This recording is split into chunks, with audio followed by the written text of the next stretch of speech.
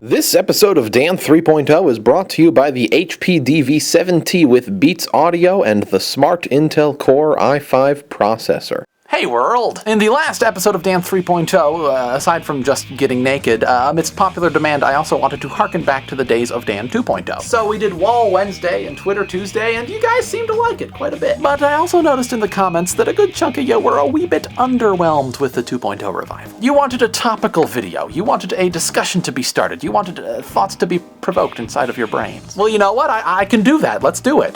There's something that's been in the news and on my mind quite a bit recently, and I'm very legitimately curious to know what you think of it. Wikileaks. Now, this is a really touchy subject. I mean, I'm probably already on a terrorist watch list just for uttering the name, but I mean, whatever. I've been following the story, I find it fascinating, but I also don't know exactly what to make of it. First things first, though, a little bit of background. Wikileaks was founded in 2006 as a non-profit whistleblowing media organization to which leaks could be submitted and published anonymously. Now, that's a little bit dense, so let me dumb it down for you with a hypothetical example of how it might work. Let's say that Steve works at a major energy company that produces gasoline. The general public assumes that everything this company does is perfectly ethical, but Steve, as an employee of this company, knows what few else do. Their gasoline actually comes from grinding up innocent little puppies. Now, while on one hand this does render peak oil a non-issue, Steve does have some serious moral qualms about grinding up innocent little puppies, so he submits a tip to Wikileaks. After verifying that the story is true, Wikileaks publishes it, other media organizations pick it up, the evil corporation is brought to its knees, and innocently adorable puppies everywhere can breathe a little bit easier. Now, in principle, I very much think that Wikileaks is a good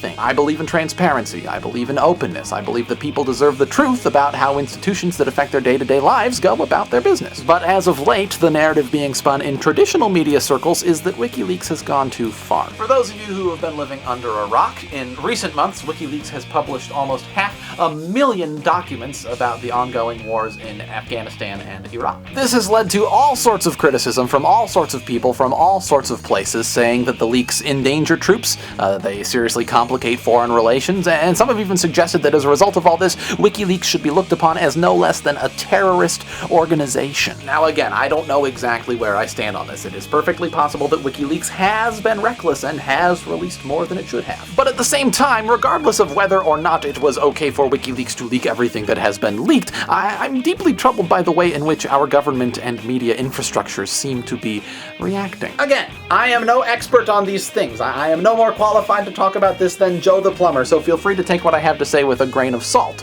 But Hillary Clinton called the leaks an attack on our foreign policy interests. Mike Huckabee says that whoever leaked the documents should be executed for treason. Sarah Palin seems to want us to go after WikiLeaks with the same intensity as Al-Qaeda. I mean, with the rhetoric being used, you'd think that we were at war with WikiLeaks. But WikiLeaks, as new and different and game-changing as it may be, is still, as I understand it, at its core, a media institution. A free and open society depends heavily on freedom of the press, and while this isn't press as we are accustomed to it, the intimidation tactics being used against WikiLeaks are feeling downright Orwellian. In the words of Ron Paul from a tweet from earlier today, "In a free society, we are supposed to know the truth. In a society where truth becomes treason, we are in big trouble." So I don't know. I'm left with a bad taste in my mouth about the whole thing, and I'm very curious to know what you guys think. Post a comment or video response with your thoughts on WikiLeaks. We will revisit this topic next week, and I will feature a few of my favorite video responses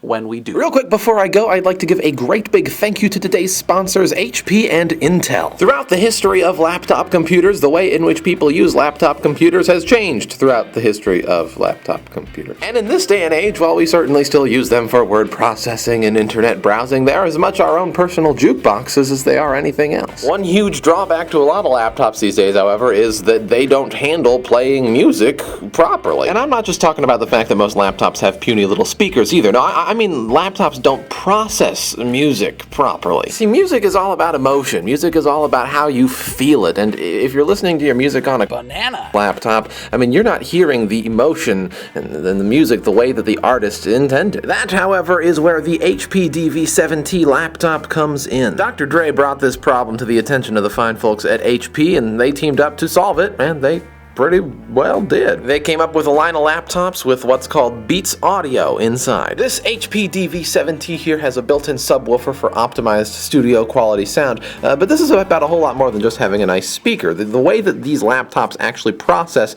the music is different. This is about hardware and software. Also, with the built-in Intel Core i5 processor, these laptops won't even blink when it comes to playing the latest game, watching an HD movie, or managing your massive music library. Woo! HP and Intel. Also, as a part of this HP sponsorship, I will be completing a musically oriented task. We've already picked out 3 finalists, so all you have to do is go click the link in the doobly-doo and vote. Anywho, that just about does it for me for today. Thank you so much for watching this episode of Dan 3.0. Tune in again next week.